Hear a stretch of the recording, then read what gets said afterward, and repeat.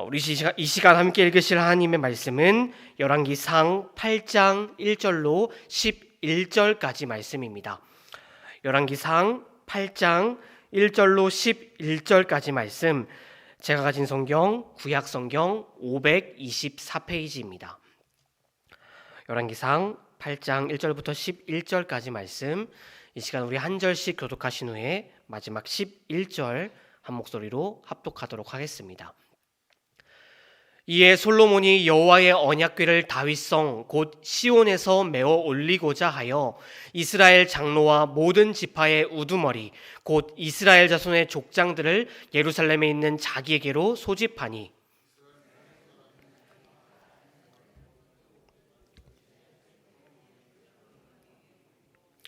이스라엘 장로들이 다 이름에 제사장들이 궤를 매니라.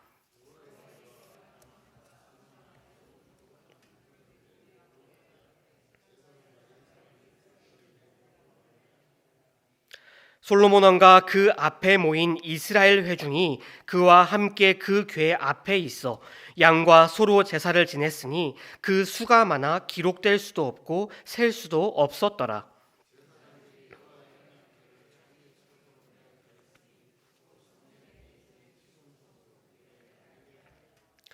그룹들이 그 궤 처소 위에서 날개를 펴서 궤와 그 채를 덮었는데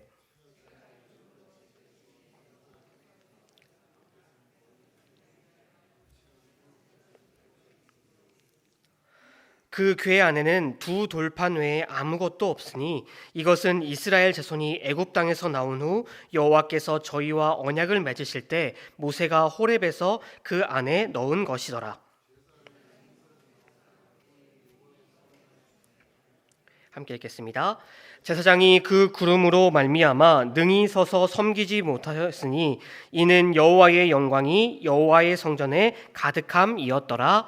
아멘. 솔로몬 왕 제11년 8월, 드디어 하나님의 성전이 7년 6개월의 대공사 끝에 완공되었습니다. 최신의 건축 공법이 적용되었으며 최고의 재료를 사용하였고 18만여 명의 노동력이 투입된 이 솔로몬의 성전은 가히 당대 최고의 건축물이라 불러도 손색이 없었던 건물입니다. 그러나 건물이 완공된 것은 맞았지만 아직 성전이 완성된 것은 아니었습니다. 전문 용어로 말하자면 이 건물은 완공되었지만 아직 준공은 된 것이 아닙니다. 왜냐하면 성전은 사람의 집이 아니라 하나님의 집이었기 때문이죠. 아직 하나님께서 그곳에 머무시지 않았기 때문에 그곳은 아직 성전이 될 수는 없었습니다. 즉 솔로몬이 막대한 노동력과 시간 그리고 재물을 투입하여 최고의 성전을 지었더라도 그곳에 하나님께서 머무시지 않는다면 그곳은 그냥 값비싼 건축물에 지나지 않는다는 것입니다. 그렇게 솔로몬은 하나님의 임재를 상징하는 여호와의 언약궤를 성전에 안치하고자 하였습니다. 그렇기에 그는 이스라엘의 모든 지도자들을 예루살렘으로 소환하죠. 그런데 그때는 유대력으로 에다니멀, 우리 달력으로 치면 9월에서 10월로 가장 한 해에서 바쁜 시기, 곧 추수하는 시기였습니다. 그러나 이스라엘은 이 솔로몬의 소환을, 이스라엘의 소환 명령을 기쁘게 받아들입니다. 지도자들뿐만이 아니라 온 백성들이 예루살렘으로 모여 주님의 언약궤를 성전에 안치하는 일에 기쁜 마음으로 함께하였습니다. 그리고 결국 언약궤가 성전의 가장 깊숙한 곳인 지성소에 안치되었습니다.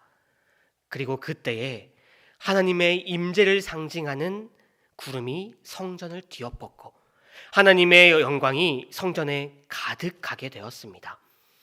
과거의 성막을 하나님의 임재의 장소로 인정하셨던 것처럼 솔로몬이 지은 성전도 하나님께서 그 처소로 인정하시고 그곳에 임재하셨던 것입니다. 결국 솔로몬의 성전이 거룩한 장소여서 하나님의 임재 하신 것이 아니라 하나님께서 그곳에 임재하셨기 때문에 그곳은 거룩한 장소, 성전이 되었던 것입니다. 그런데 여기서 우리가 주목해 보아야 할 것이 한 가지 있습니다. 그것은 바로 왜 하나님께서는 성전의 언약궤가 안치된 후에야 그곳에 임재하셨던 것일까요? 성전이 완공되었을 때 바로 그 즉시 그곳에 임재하셔서 솔로몬과 이스라엘 백성들의 수고를 칭찬하시고 그곳에 머무셨더라면 우리의 눈으로 보았을 때 우리의 생각에 그것이 더 그림이 좋았을 것 같은데 말입니다. 일반적으로 언약궤, 이 언약궤는 이스라엘 백성들에게 여러 이름으로 불리곤 했었습니다. 우선 하나님의 법이 기록된 십계명 돌판을 담고 있다 하여 이스라엘 백성들에게 법궤라고도 불리었고, 또 그 모양만을 나타내서 단순히 궤라고도 불리었습니다. 그리고 그 십계명 돌판이 이스라엘 백성들을 향한 하나님의 사랑을 증거한다 하여 증거궤라고도 이스라엘 백성들에게 불려왔었습니다.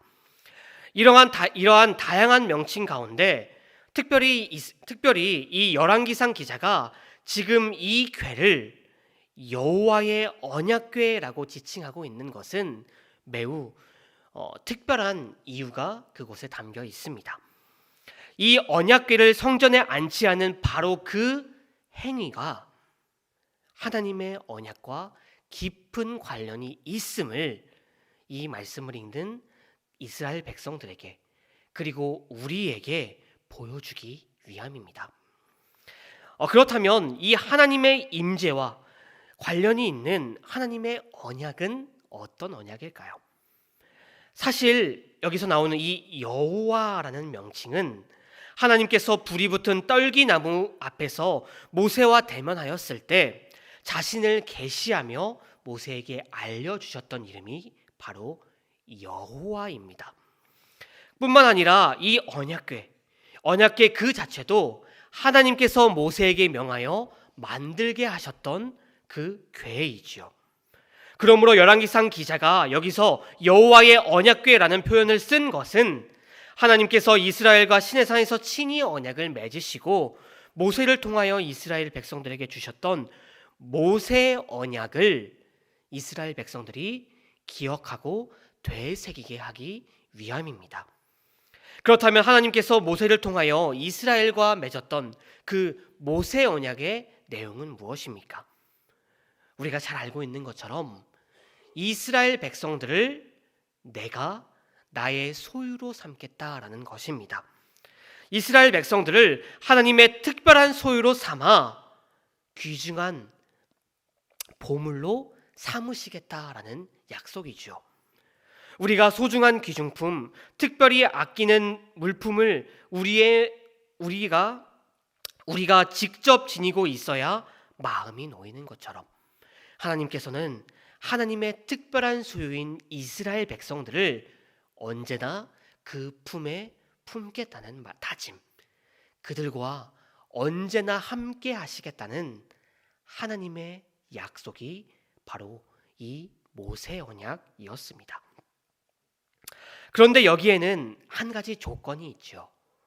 하나님이 이스라엘과 맺었던 이 언약은 한 가지 분명한 조건이 있습니다. 하나님께서는 이스라엘이 하나님과 하나님의 율법에 순종해야만 하나님의 품 안에 거하는 축복을 누리게 될 것이라고 한 가지 조건을 들여서 그들에게 알려주셨습니다.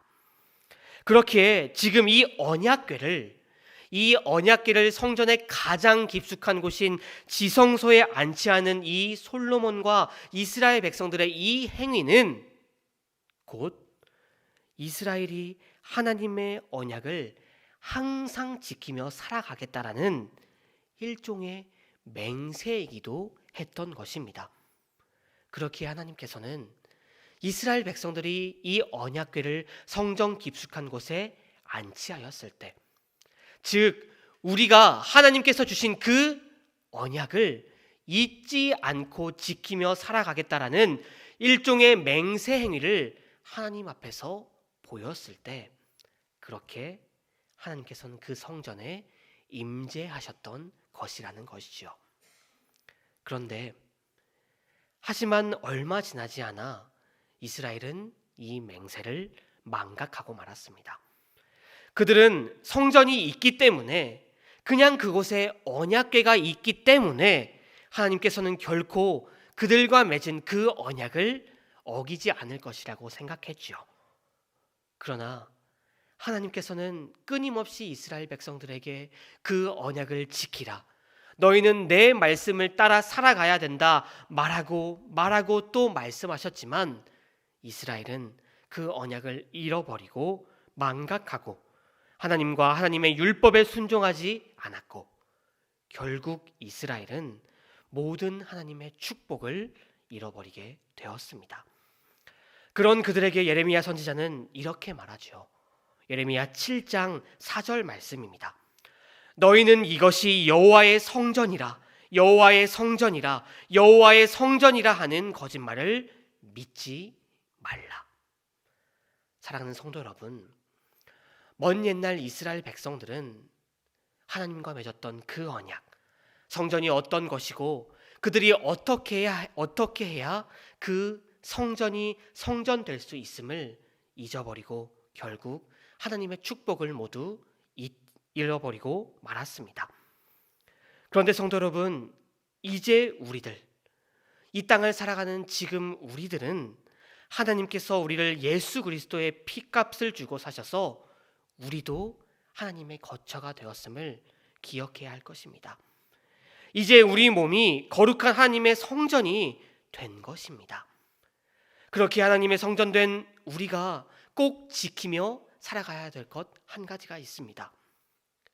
우리가 하나님의 축복을 누리는 데 있어 우리가 잊지 말아야 할 것, 그것은 우리가 먼 옛날 이스라엘 백성들이 그러했듯이 하나님과 하나님의 말씀에 순종하고 살아가는 것입니다.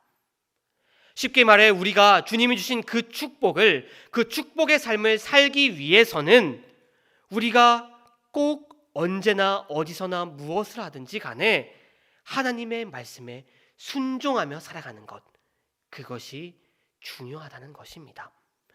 바라옵기는 저와 여러분 모두가 하나님과 하나님의 말씀에 항상 순종함으로써 하나님을 우리의 마음속 깊은 곳, 지성소에 모시고 늘 하나님과 동행하며 살아가는 저와 여러분이 되기를 바랍니다.